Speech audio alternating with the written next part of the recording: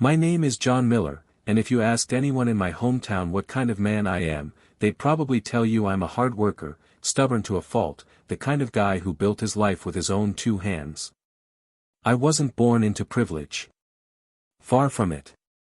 My father ran a little auto garage on the edge of town, and when he passed away suddenly from a heart attack, I was only 18. I remember standing in that oil-stained garage, the smell of gasoline thick in the air, looking at the rusted tools he left behind. That place wasn't much, but to me, it was a reminder of who he was, a man who believed that your word and your work were the only things that mattered in this world. I didn't go to college. While my friends packed up for campuses in the city, I stayed behind. I worked double shifts fixing engines, changing tires, saving every dollar I could. At first, it was about survival, but after a while, I started to dream bigger. I wanted more than just patching up old Fords and Chevys. I wanted to create something lasting, something that had my name on it. So, after years of long nights and early mornings, I opened my own small used car dealership. It wasn't glamorous, just a gravel lot, a dented trailer for an office, and a handful of cars I'd polished until they shined, but it was mine. That's the thing about building something from scratch. Every sale, every handshake, every returning customer felt like proof that I was on the right path. And as the years passed, that little dealership grew. We got a proper office, a bigger lot, and eventually a neon sign that lit up Main Street with my name, Miller Motors. To anyone driving by, it was just another business, but to me, it was the American dream, brick by brick, wheel by wheel. But none of it would have meant much without her. Mary. My wife. We'd been high school sweethearts, and to this day I can still picture the first time I saw her across the gymnasium floor at our senior dance. She had this laugh, light, genuine, the kind that made you forget the noise around you. We married young, maybe too young by some people's standards, but I never doubted it. She stood by me when all I had were grease-stained hands and a dream no one believed in.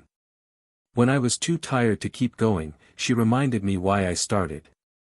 She believed in me, and I believed in us. For 25 years, we built a life together. We raised our son in the same town we grew up in, paid off our mortgage, and created the kind of home people dream about but rarely get. Our dinners weren't fancy, but they were filled with laughter. Our vacations were modest, but they were ours. And through all the struggles, the late payments, the slow months at the dealership, the nights when I wasn't sure if I could make payroll, Mary was there. That loyalty meant everything to me. It was our foundation, stronger than concrete. I won't lie and say it was all perfect. No marriage ever is. There were arguments, times when we barely spoke for days, but underneath it all was a bond one thought nothing could touch. I took pride in that. I thought we were different from the couples who fell apart when life got tough. We'd weathered storms before, and I believed we always would. Sometimes, when I drove past Miller Motors at night, the neon sign buzzing against the dark sky, I'd park my truck and just sit there. I'd look at the lot, the rows of cars lined up neatly, and think about how far I'd come. And then I'd drive home to Mary, and I'd feel like the luckiest man alive. Looking back now, maybe that was my first mistake, believing that hard work and loyalty alone could protect you from heartbreak.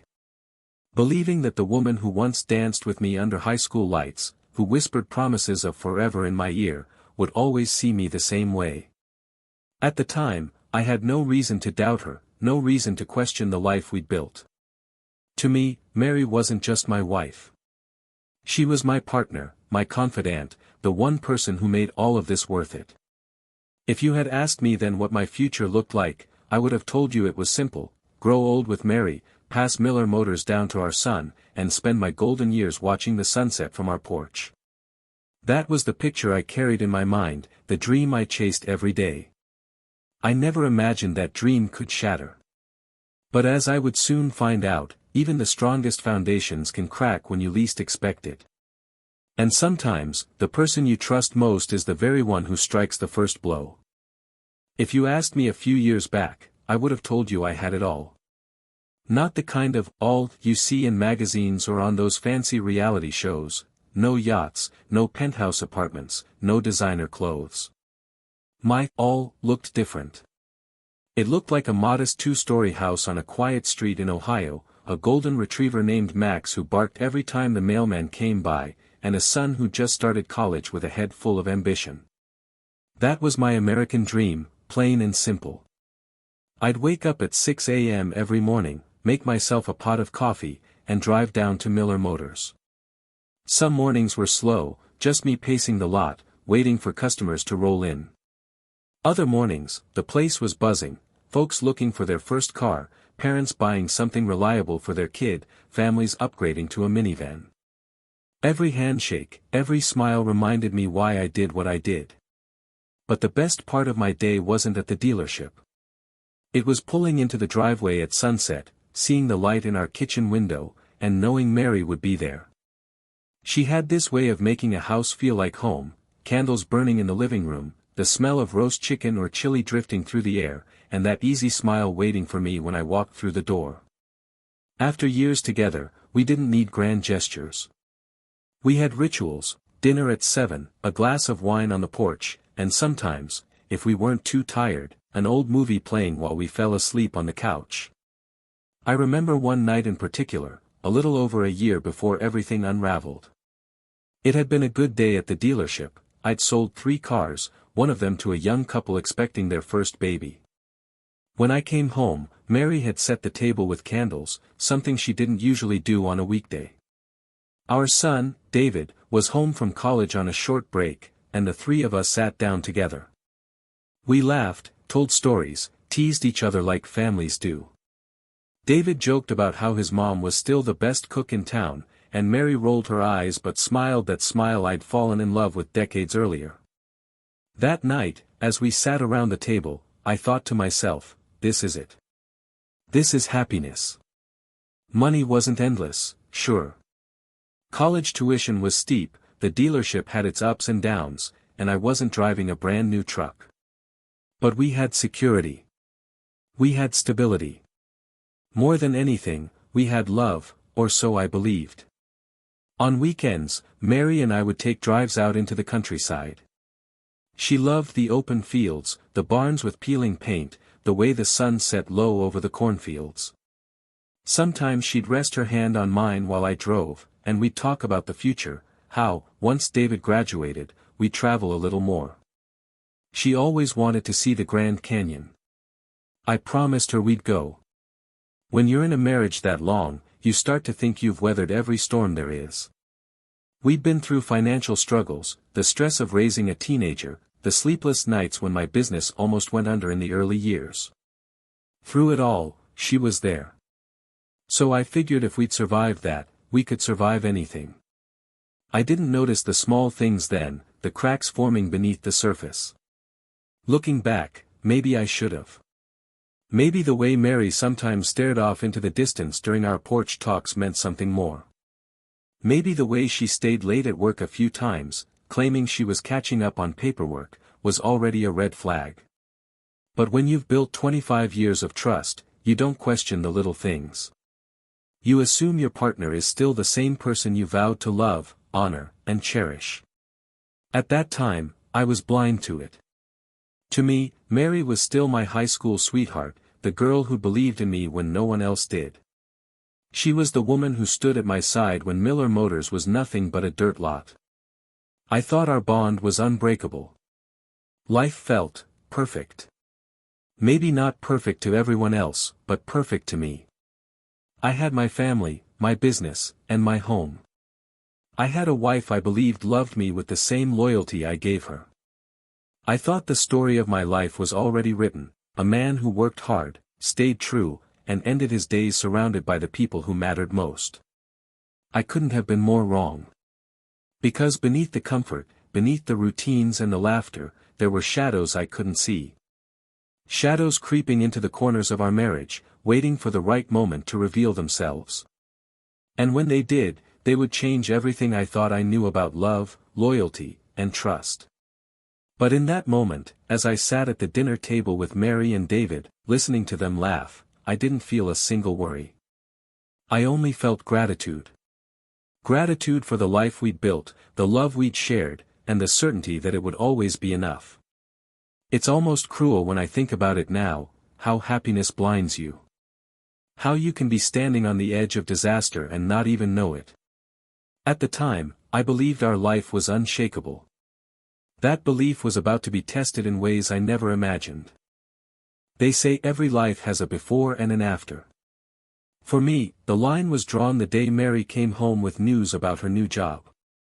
It was early spring, one of those days when the Ohio sky can't decide if it wants to rain or shine. I'd just come back from the dealership, my hands still smelling faintly of motor oil, when Mary walked into the kitchen with a smile that lit up her whole face. She looked different. Excited in a way I hadn't seen in years. "I got it, John," she said, setting her purse down on the counter. "The law firm. They hired me." I blinked at her, not quite processing. "The big one in Cincinnati?" She nodded, eyes sparkling. "Yes. They called this afternoon. I start next week." I wrapped my arms around her, kissed her cheek. I was proud of her. Mary had worked part-time jobs here and there over the years, at the library, at the local school, but this was different. This was a serious career move. She'd been studying business law at night for the past couple of years, trying to carve out something for herself beyond being just John's wife. I admired that drive. "That's incredible, Mary," I told her. "You deserve it. You've worked so hard." She smiled, but there was a flicker in her eyes, something I couldn't name at the time. Excitement, yes, but also something else, anticipation, maybe even hunger. That night, she talked about the firm nonstop. Grant and Associates, one of the most prestigious firms in the city. She'd be working directly under one of the partners, Richard Grant. "He's brilliant," she said, her voice full of admiration. "People say he's one of the best in the state." I listened, nodding, genuinely happy for her. My wife was about to step into a world of power suits, corporate lunches, and courtrooms. It was a world far removed from the grease and grit of Miller Motors, but I figured that was okay. We didn't have to live the same lives to walk the same path together. In the beginning, it was fine. She left the house early, came home late, but she seemed energized, alive in a way I hadn't seen for years. She bought new clothes, sleek dresses, expensive heels, a leather bag that probably cost more than any suit I owned. I teased her once, said, "You're turning into one of those big city lawyers," and she laughed. But the laugh was shorter than usual, almost guarded. Weeks turned into months, and her job consumed her. She started staying late at the office, claiming she had case files to review. Her phone buzzed at odd hours, and when I asked who it was, she said, "Just work." At first, I believed her. Why wouldn't I? She was my wife. But little by little, things began to shift. Mary, who used to curl up on the couch with me after dinner, now spent her nights in the study, typing away on her laptop. Mary, who once loved our weekend drives through the countryside, suddenly seemed bored by them, checking her phone more than watching the fields roll by. Even her taste changed. She started drinking wine I'd never heard of, eating at restaurants she said were networking dinners, places where the bill could have covered a week's groceries. I told myself it was just the job, just the adjustment to a new lifestyle. But deep down, I felt something slipping. A distance growing between us, so subtle I couldn't point to one exact moment when it started. The first time I truly noticed was at a dinner party the firm hosted. She insisted I come, even though I'm not much for fancy events. The ballroom was full of polished people in tailored suits, sipping champagne and laughing like they belonged to some exclusive club. I stood there in my best jacket, one Mary had picked out for me years ago, feeling like a fish out of water. That's when I met Richard Grant. Tall, confident, the kind of man who commands attention without even trying. He shook my hand with a grip just a little too firm, his smile a little too polished. And when he looked at Mary, I noticed something, an ease, a familiarity, that didn't sit right with me. "This must be the famous John Miller," he said smoothly. "Mary talks about you all the time." I forced a smile, but the words stuck with me. Not because of what he said, but how he said it. Like he already knew more about me than he should. Like he was letting me in on some private joke. That night, on the drive home, Mary couldn't stop praising him. His brilliance, his leadership, his vision. I bit my tongue, telling myself it was just professional admiration. But a knot had started to form in my chest, one I couldn't quite shake. Life seemed perfect before. But now there were cracks. Tiny at first, but spreading. I didn't want to admit it then, but something had shifted. And it all started with Mary's big career break. They say every life has a before and an after. For me, the line was drawn the day Mary came home with news about her new job. It was early spring, one of those days when the Ohio sky can't decide if it wants to rain or shine. I'd just come back from the dealership, my hands still smelling faintly of motor oil, when Mary walked into the kitchen with a smile that lit up her whole face. She looked different. Excited in a way I hadn't seen in years. "I got it, John," she said, setting her purse down on the counter. "The law firm. They hired me." I blinked at her, not quite processing. "The big one in Cincinnati?" She nodded, eyes sparkling. "Yes. They called this afternoon. I start next week." I wrapped my arms around her, kissed her cheek. I was proud of her. Mary had worked part-time jobs here and there over the years, at the library, at the local school, but this was different. This was a serious career move. She'd been studying business law at night for the past couple of years, trying to carve out something for herself beyond being just John's wife. I admired that drive. "That's incredible, Mary," I told her. "You deserve it. You've worked so hard." She smiled, but there was a flicker in her eyes, something I couldn't name at the time. Excitement, yes, but also something else, anticipation, maybe even hunger. That night, she talked about the firm nonstop. Grant and Associates, one of the most prestigious firms in the city. She'd be working directly under one of the partners, Richard Grant. "He's brilliant," she said, her voice full of admiration. "People say he's one of the best in the state." I listened, nodding, genuinely happy for her. My wife was about to step into a world of power suits, corporate lunches, and courtrooms. It was a world far removed from the grease and grit of Miller Motors, but I figured that was okay. We didn't have to live the same lives to walk the same path together. In the beginning, it was fine. She left the house early, came home late, but she seemed energized, alive in a way I hadn't seen for years. She bought new clothes, sleek dresses, expensive heels, a leather bag that probably cost more than any suit I owned. I teased her once, said, "You're turning into one of those big city lawyers," and she laughed. But the laugh was shorter than usual, almost guarded. Weeks turned into months, and her job consumed her. She started staying late at the office, claiming she had case files to review. Her phone buzzed at odd hours, and when I asked who it was, she said, "Just work." At first, I believed her. Why wouldn't I? She was my wife. But little by little, things began to shift. Mary, who used to curl up on the couch with me after dinner, now spent her nights in the study, typing away on her laptop. Mary, who once loved our weekend drives through the countryside, suddenly seemed bored by them, checking her phone more than watching the fields roll by. Even her taste changed. She started drinking wine I'd never heard of, eating at restaurants she said were networking dinners, places where the bill could have covered a week's groceries. I told myself it was just the job, just the adjustment to a new lifestyle. But deep down, I felt something slipping. A distance growing between us, so subtle I couldn't point to one exact moment when it started. The first time I truly noticed was at a dinner party the firm hosted. She insisted I come, even though I'm not much for fancy events. The ballroom was full of polished people in tailored suits, sipping champagne and laughing like they belonged to some exclusive club. I stood there in my best jacket, one Mary had picked out for me years ago, feeling like a fish out of water. That's when I met Richard Grant.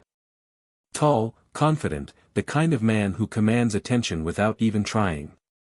He shook my hand with a grip just a little too firm, his smile a little too polished. And when he looked at Mary, I noticed something, an ease, a familiarity, that didn't sit right with me. "This must be the famous John Miller," he said smoothly.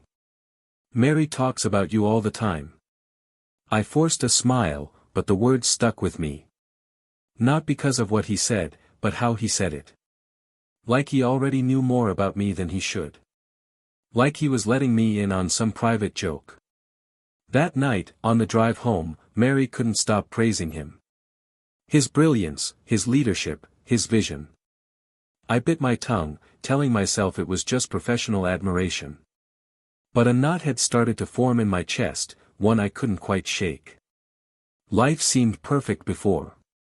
But now there were cracks. Tiny at first, but spreading. I didn't want to admit it then, but something had shifted. And it all started with Mary's big career break. They say every life has a before and an after. For me, the line was drawn the day Mary came home with news about her new job. It was early spring, one of those days when the Ohio sky can't decide if it wants to rain or shine. I'd just come back from the dealership, my hands still smelling faintly of motor oil, when Mary walked into the kitchen with a smile that lit up her whole face. She looked different. Excited in a way I hadn't seen in years. "I got it, John," she said, setting her purse down on the counter. "The law firm. They hired me." I blinked at her, not quite processing. "The big one in Cincinnati?" She nodded, eyes sparkling. "Yes. They called this afternoon. I start next week." I wrapped my arms around her, kissed her cheek. I was proud of her. Mary had worked part-time jobs here and there over the years, at the library, at the local school, but this was different. This was a serious career move. She'd been studying business law at night for the past couple of years, trying to carve out something for herself beyond being just John's wife. I admired that drive. "That's incredible, Mary," I told her. "You deserve it. You've worked so hard." She smiled, but there was a flicker in her eyes, something I couldn't name at the time.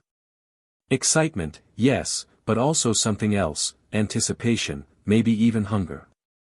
That night, she talked about the firm nonstop. Grant and Associates, one of the most prestigious firms in the city.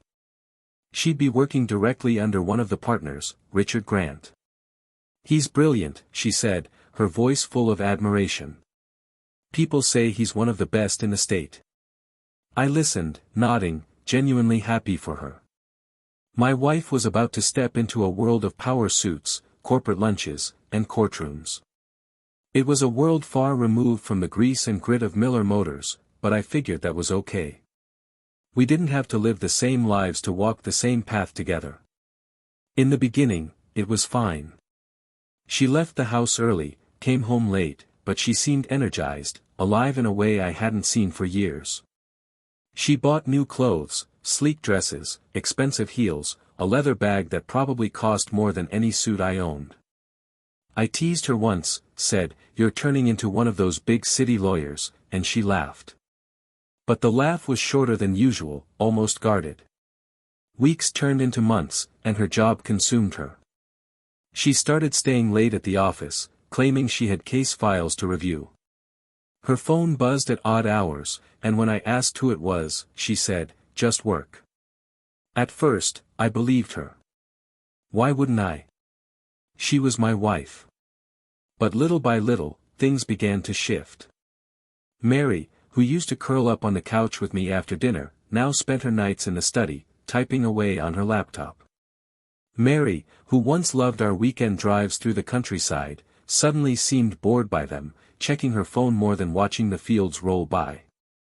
Even her taste changed, she started drinking wine I'd never heard of, eating at restaurants she said were networking dinners, places where the bill could have covered a week's groceries. I told myself it was just the job, just the adjustment to a new lifestyle. But deep down, I felt something slipping. A distance growing between us, so subtle I couldn't point to one exact moment when it started. The first time I truly noticed was at a dinner party the firm hosted. She insisted I come, even though I'm not much for fancy events. The ballroom was full of polished people in tailored suits, sipping champagne and laughing like they belonged to some exclusive club. I stood there in my best jacket, one Mary had picked out for me years ago, feeling like a fish out of water. That's when I met Richard Grant. Tall, confident, the kind of man who commands attention without even trying. He shook my hand with a grip just a little too firm, his smile a little too polished. And when he looked at Mary, I noticed something, an ease, a familiarity, that didn't sit right with me. "This must be the famous John Miller," he said smoothly. "Mary talks about you all the time." I forced a smile, but the words stuck with me. Not because of what he said, but how he said it. Like he already knew more about me than he should. Like he was letting me in on some private joke. That night, on the drive home, Mary couldn't stop praising him.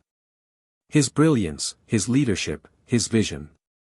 I bit my tongue, telling myself it was just professional admiration. But a knot had started to form in my chest, one I couldn't quite shake. Life seemed perfect before. But now there were cracks. Tiny at first, but spreading. I didn't want to admit it then, but something had shifted. And it all started with Mary's big career break. At first, I chalked it up to the natural rhythm of life. People change, jobs demand more, routines shift. But over the weeks that followed, I began noticing things that didn't sit right. Small details, the kind you try to ignore because you don't want to believe they mean anything. Mary's phone, for example. She used to leave it on the counter, screen face up, without a care in the world. Now, it was always glued to her, like an extension of her hand. She carried it from room to room, even into the bathroom. And she had started putting it face down on the table, as if to hide who was calling or texting. I told myself it was just work. Lawyers had confidential clients, after all. Still, a part of me couldn't help but notice how often that phone buzzed late at night, and how quickly she'd silence it with a nervous glance in my direction. Then there were the late nights at the office. At first, it was once or twice a week. But soon, it became 3, 4, sometimes 5 nights where she didn't walk through the door until after midnight. When I asked what case was keeping her so busy, she gave vague answers: a merger, a client meeting, a deposition. I wanted to believe her, but when the woman you've shared your life with for 25 years starts speaking to you like a stranger, it's impossible not to notice. Our conversations grew shorter, colder. She no longer asked about the dealership, or how our son was doing in college. Even when she was physically present, her mind was somewhere else, drifting, distracted. One evening, I decided to surprise her. I drove into Cincinnati, thinking I'd take her out for a late dinner after work. I parked across from the firm's office building, a towering structure of glass and steel. The lights on the upper floors glowed against the night sky, and I sat there in my truck, waiting. Hours passed. I didn't see her come out.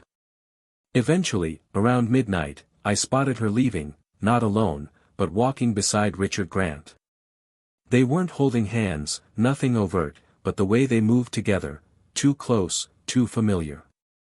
He carried her bag, and she laughed at something he said, touching his arm lightly as they crossed the street. My stomach dropped. I could have gotten out. I could have confronted them right there. But I didn't. Instead, I sat frozen behind the wheel, watching as they disappeared into a sleek black car that wasn't hers. When she finally came home, she looked startled to see me awake. "You're up?" she asked, setting down her purse like nothing had happened. "Yeah," I said evenly. "Slow night at the office?" She hesitated, just for a second, but I caught it. You know how it is. Deadlines. Then she kissed my cheek and headed upstairs before I could respond. That hesitation haunted me. After that night, I started paying closer attention. Her perfume lingered stronger when she came home late. She bought new lingerie I'd never seen before, tucked away in the back of her drawer. And there were unexplained charges on our credit card, fancy restaurants, boutique hotels in the city. The pieces didn't add up, but my heart refused to accept what my eyes were seeing. I kept telling myself she was loyal, that we had history, that she wouldn't throw away 25 years for some man with a polished smile and a corner office. But deep down, I knew the truth was creeping closer, no matter how hard I tried to bury it. The worst part wasn't the lies, though. It was the silence. The distance that grew between us at the dinner table, the way her eyes glazed over when I spoke, the absence of her laughter in our home. It felt like living with a ghost of the woman I once knew. One night, I found myself standing in front of the neon sign at Miller Motors again. It buzzed faintly, casting its light over the empty lot. That sign used to fill me with pride, but now all I could think about was Mary. The woman who once believed in me, supported me, loved me, was she still in there somewhere, or had she already given herself to someone else? I didn't have answers yet. But the questions were tearing me apart. And deep down, I feared that the cracks I'd been ignoring were about to split wide open. When you discover your wife has been betraying you, people assume anger is the hardest part. But it isn't.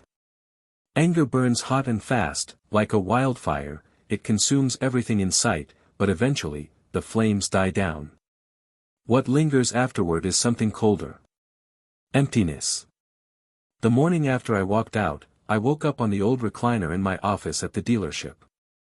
My back ached, my clothes still smelled like motor oil, and for a moment I thought it had all been a nightmare.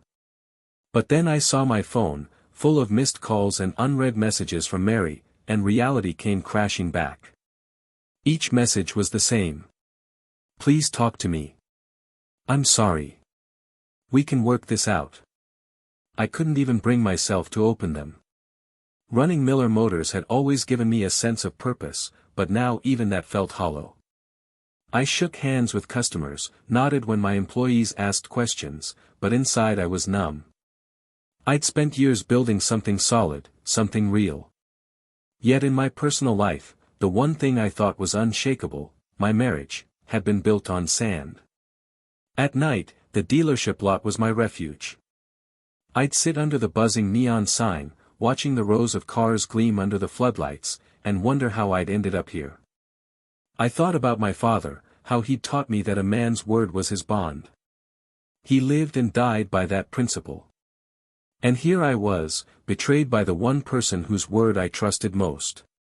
The fallout wasn't just between me and Mary, it seeped into everything. Friends noticed the strain in my voice. Our son called from college, asking if everything was okay because Mom sounded weird on the phone. I didn't have the heart to tell him the truth. How do you explain to your child that the foundation of his family is crumbling? Mary kept trying.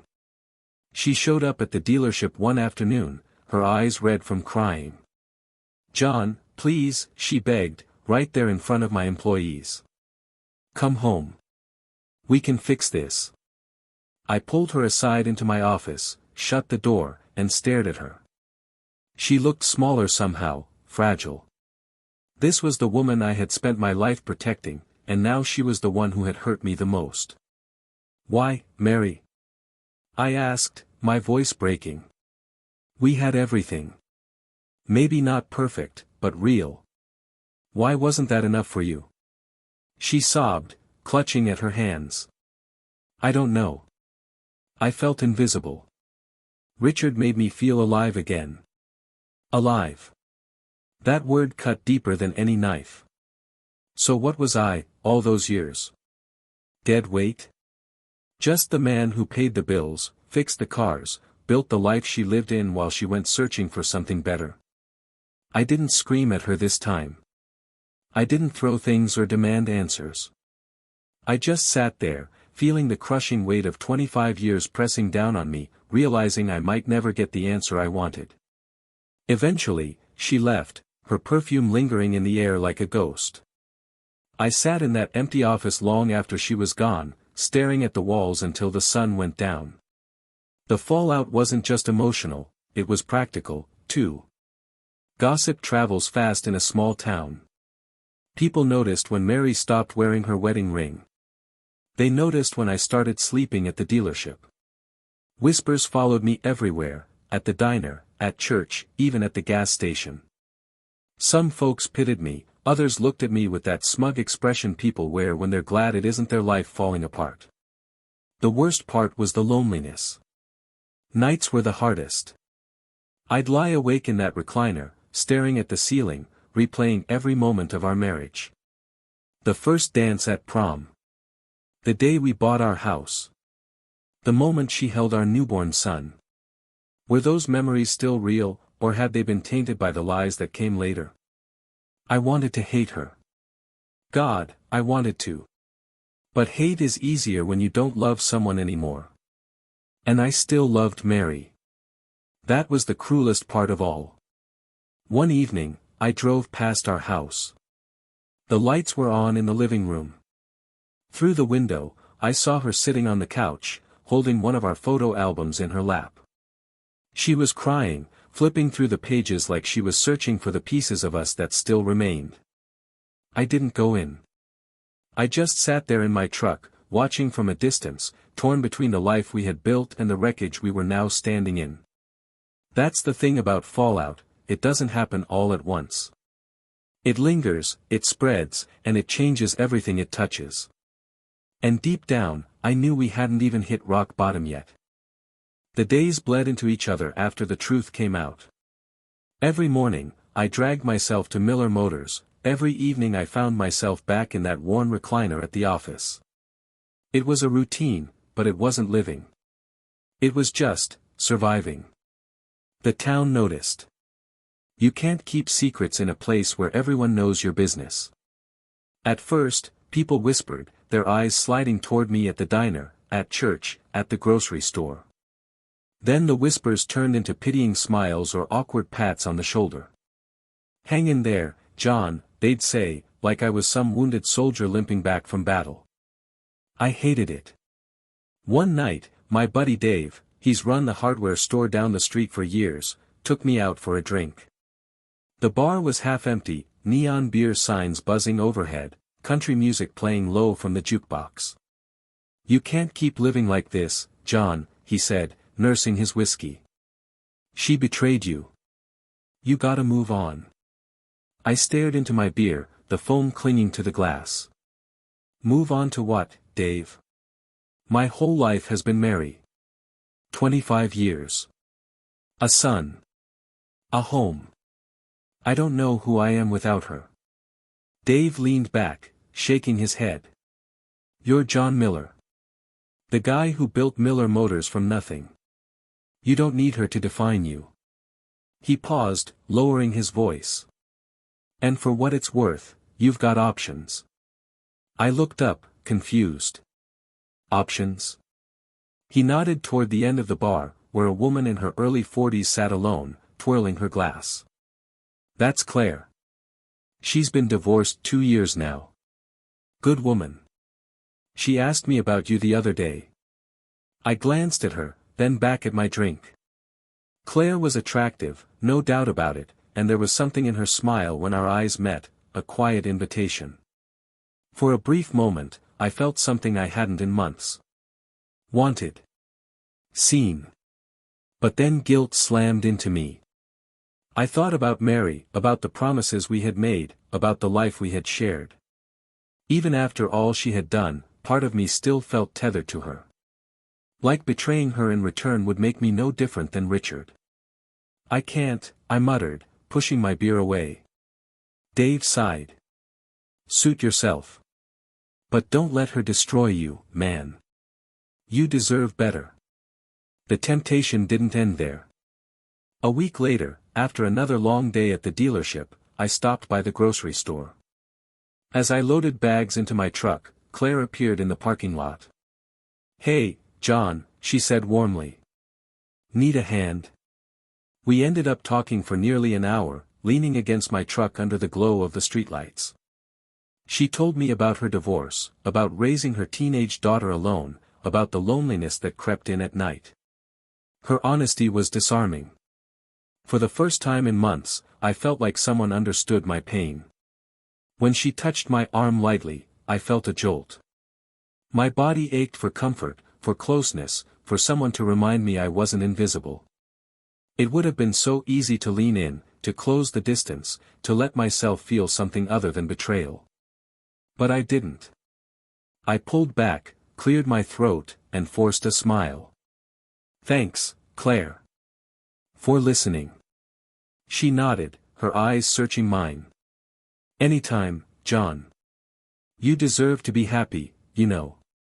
Her words lingered long after I drove away. Back at the dealership that night, I sat in the dark, staring at my reflection in the office window. I didn't recognize the man staring back at me. He looked older, heavier, beaten down by choices he never wanted to make. The struggle wasn't just about Mary's betrayal anymore. It was about who I was going to become because of it.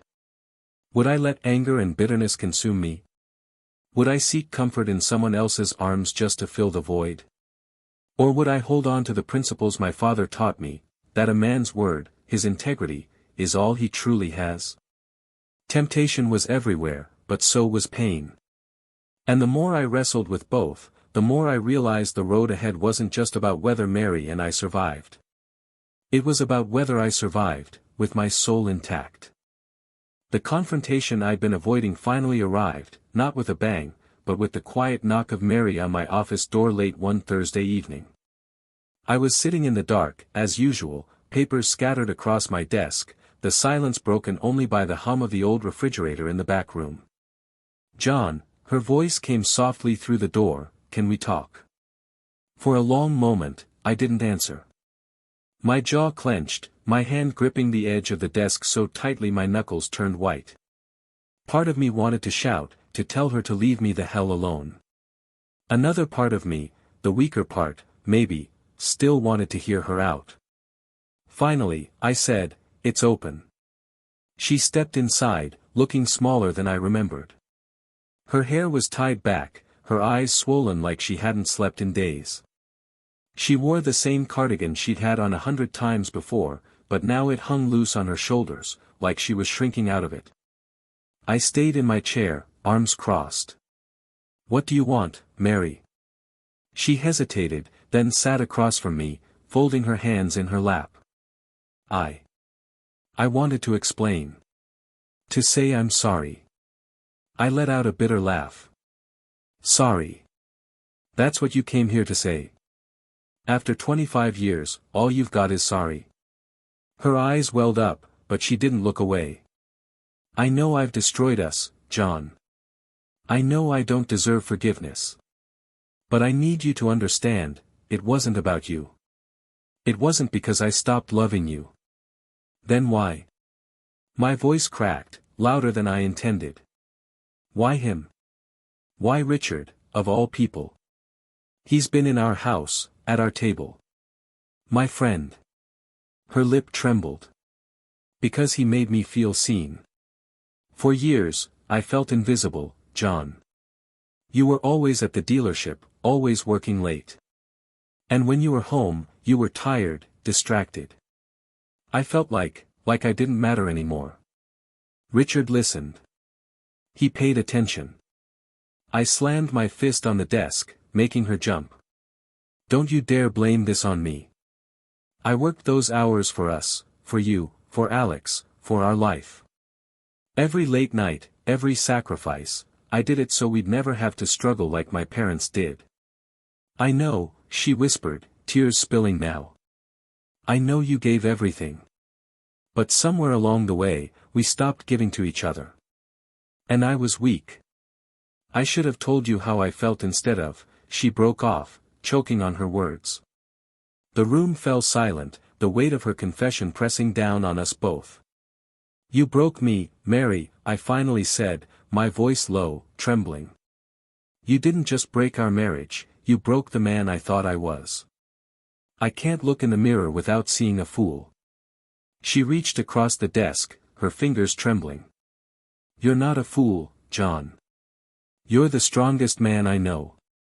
That's why I came tonight, because I don't want to lose you. I don't want us to end like this. I pulled back, shaking my head. You already ended us. The moment you chose him, you ended it. Her sobs filled the office, raw and unrestrained. For the first time, I saw her not as the woman who betrayed me, but as the woman I had built a life with, the mother of my son, sitting shattered in front of me. And that realization tore me apart even more. I don't know if I can forgive you, I admitted, my voice barely audible. I don't know if I'll ever trust you again. Then let me try, she pleaded. Let me prove it.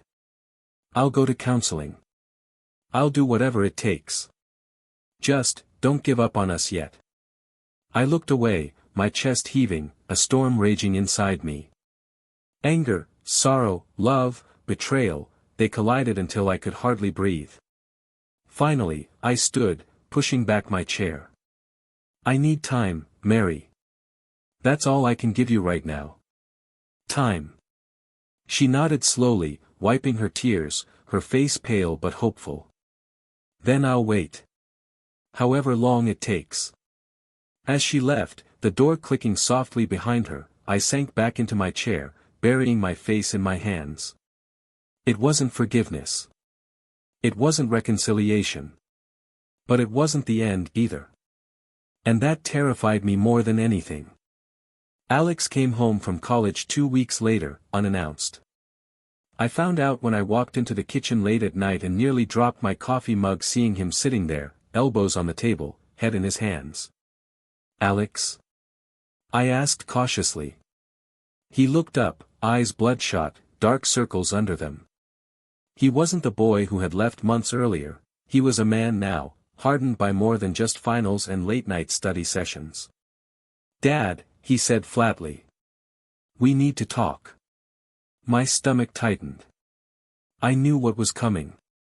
We sat across from each other at the table, the same one where he'd done his homework as a kid, the same one where Mary and I had hosted birthdays and Thanksgiving dinners. Now, it felt like neutral ground in a battlefield. I know about Mom, he said finally. His voice cracked, but his eyes didn't waver. I know about Richard. The words hit me like a punch. How? He cut me off. She told me. She called me last week.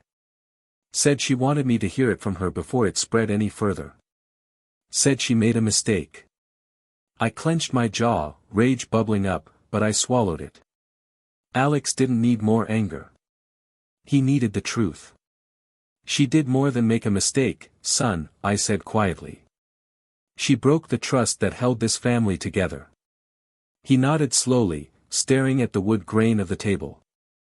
I don't even know how to process it. Mom was always the one I went to for advice, the one who kept things steady when you were at the dealership late. And now? I don't even know who she is. His voice cracked then, raw pain leaking through. Why would she do this to us? I didn't have an answer, not one that would make sense to a 20-year-old who still believed in heroes and villains. Sometimes people lose their way, I said finally. Sometimes they forget the promises they made. It doesn't excuse it. But it happens. He looked at me sharply. And you? What are you gonna do? The question landed like a weight I wasn't ready to carry. I don't know, Alex. I wish I did. Part of me wants to walk away and never look back. Another part of me can't forget the years we built together. I'm torn in half. He leaned back, folding his arms. I need to know something, Dad. Whatever happens between you and Mom, what does that mean for me? For us as a family? I swallowed hard. You'll always have me. That won't change. Ever. You're my son, Alex. Nothing she or I do will ever take that away. Tears pooled in his eyes, though he blinked them back. I don't want to lose both of you. I don't want to have to pick sides. The words shattered me. I reached across the table, gripping his hand. You won't. This isn't your fight to carry. Your mom and we're the ones who screwed this up. Not you. He squeezed my hand back, his jaw tight. I want to believe that. But Dad, you need to decide. Soon. Because dragging this out, it's killing all of us. The weight of his words lingered long after he went upstairs to bed. He was right. I'd been circling the wound, afraid to make a choice, afraid to face what it would mean. But now, it wasn't just about me and Mary anymore. It was about Alex, about what kind of example I was setting for him. Later that night, as I sat alone on the porch, the stars hidden behind heavy clouds, I thought about my father. About how he'd raised me to believe a man's integrity was his compass. And I realized Alex was watching me, waiting to see whether I lived up to that legacy, or betrayed it. The storm wasn't over. If anything, it was just beginning. But now, there was no avoiding the breaking point. A decision would have to be made, and soon. For weeks, I lived in limbo. Days at the dealership blurred together, test drives, paperwork, phone calls, but underneath it all, a storm raged. Every night I came home to silence, and every morning I woke with the same hollow ache in my chest. But Alex's words kept echoing, you need to decide, Dad. Soon. I couldn't keep drifting. My son deserved clarity. Hell, I deserved clarity. One Friday afternoon, I locked up Miller Motors early and drove out toward the lake. It was the same lake where Mary and I had picnicked when we were young, where we'd taken Alex fishing when he was small. I hadn't been back in years. The water was calm, the autumn leaves reflecting on its surface like fire. I sat on a bench and stared at it, letting the weight of 25 years wash over me. I remembered Mary's laugh when I first asked her out, the way she squeezed my hand at Alex's birth, the countless dinners, arguments, reconciliations. A life. A history. A bond. And then, like poison in the well, came the memory of Richard, his hand on her back, her lips pressed to his. The betrayal burned fresh every time I thought of it. I realized then what my choice really came down to, whether I could live with the wound, or whether I had to cut it out to survive. That evening, I drove home. Mary was in the living room, sitting on the edge of the couch, as if she'd been waiting for me. Her eyes flicked up, hopeful but wary. John? She asked softly. I didn't sit. I stood in the doorway, my hands shoved deep in my jacket pockets. My voice shook, but I forced the words out. I've made a decision. She straightened, her face pale. I can't go on like this, I continued. Living half in the past, half in the present. It's tearing me apart. And it's tearing Alex apart too. He deserves better than this limbo. Her eyes brimmed with tears. Are you saying, you're leaving? I took a deep breath, the hardest of my life. No. I'm saying I'll try. Not for you. Not for us, even. For me. For Alex. Because I don't want to throw away 25 years without knowing if there's something worth saving. She gasped, covering her mouth with trembling hands. But listen to me, Mary, I said firmly, stepping closer. This isn't forgiveness. Not yet. Trust doesn't come back with words. If we do this, it means counseling. It means honesty, every single day. No more secrets. No more lies. If I even sense Richard in your life again, it's over. Do you understand? She nodded furiously, tears streaming. Yes, John. Yes, I understand. I'll do whatever it takes. I'll go to counseling. I'll prove it to you. I sank onto the armchair, exhausted, like the decision had drained the last of my strength. It won't be easy. I don't even know if I'll ever feel the same about you again. But I can't walk away without trying. She crossed the room slowly, hesitantly, as though afraid I'd push her back. When she knelt beside me and placed her hand over mine, I didn't pull away. For the first time in months, I let her touch linger. We sat like that for a long time, two broken people clinging to the fragile possibility of repair. Later, Alex came downstairs. He looked at us, his mother by my side, my hand resting on hers, and for the first time in weeks, his shoulders seemed to relax. "Does this mean?" he asked carefully. "It means we're going to try," I said. He exhaled a shaky breath and gave a small nod. For him, that was enough. That night, as I lay in bed beside Mary, the silence felt different. Not comfortable, not yet, but no longer suffocating. More like the silence of a battlefield after the guns have gone quiet, when both sides wait to see what comes next. The war wasn't over. But for the first time, I felt like maybe, just maybe, the battle wasn't lost. The weeks that followed were some of the hardest of my life. Making the decision to try was one thing, living it was another. Mary and I began counseling at a small office 2 towns over, where nobody knew us. The therapist, Dr. Harris, was calm and direct, never letting either of us hide behind excuses. Every session felt like ripping open wounds I wanted desperately to close. Mary admitted to every detail, the moments with Richard, the lies she told, the guilt she carried. Sometimes her words cut like knives. Other times, they sounded like desperate prayers. I hated hearing them, but I hated dishonesty more. At least now the truth had a place in the room. For my part, I confessed the ways I'd failed her too, not with betrayal, but with neglect. I had poured so much of myself into the dealership, into providing, that I hadn't noticed the woman beside me slowly withering. I hadn't touched her shoulder as often as I should have. I hadn't asked her about her day. I thought love was permanent, a structure that would hold no matter how much weight I piled on it. I learned, painfully, that even the strongest beams rot when left unattended. At home, we stumbled through awkward dinners, tentative conversations, and nights where I couldn't bear to touch her. Some mornings, I'd wake and wonder why I was still there. Other mornings, I caught glimpses of the woman I had fallen for decades ago, the warmth in her smile, the way she hummed while making coffee, and I remembered why I'd chosen to try. Alex was cautious around us, like a child navigating a minefield. But slowly, as he saw us working, really working, he began to soften. He sat with us more often, cracked jokes again, even joined us at church one Sunday. His hope was fragile, but it was there.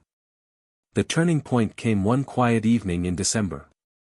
Mary and I were decorating the Christmas tree, the same one we'd used since Alex was little. I hung the old glass ornament he made in kindergarten, his shaky handwriting still etched into the paint.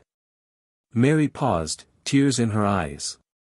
"We almost lost this," she whispered. I turned to her, the lights reflecting in her eyes. For the first time since everything broke, I didn't see a stranger. I saw my wife, flawed, human, but still mine. I took a deep breath. We still might. If we stopped trying. She nodded, stepping closer, her hand sliding into mine. It was a simple gesture, but it felt like a vow renewed. From then on, things didn't magically heal. There were still nights I lay awake, haunted by images of her and Richard. There were still days when anger boiled up, threatening to undo all progress. But there was also laughter returning to the house, small moments of tenderness, and slowly, trust being stitched back together one fragile thread at a time. By spring, I realized something: forgiveness wasn't a single choice. It was 1,000 small choices, made every day, to move forward instead of back. Did I forgive Mary completely? No. Maybe I never will. But I chose to love her again, even through the scars. I chose to stay, not out of fear or habit, but out of hope, for her, for Alex, for me. Richard eventually moved out of town, and his name became just another ghost in our story. The wound remained, but it no longer defined us. One evening, sitting on the porch with Mary, watching the sun dip below the horizon, she squeezed my hand. "Thank you for not giving up on me," she said softly. I looked at her, really looked at her, and for the first time in a long time, I felt peace. "We didn't give up on us," I corrected. The road ahead was still uncertain. But as long as we walked it together, I knew we'd find our way, whether it ended in rebuilding or letting go, at least we'd face it side by side. And that, I realized, was enough.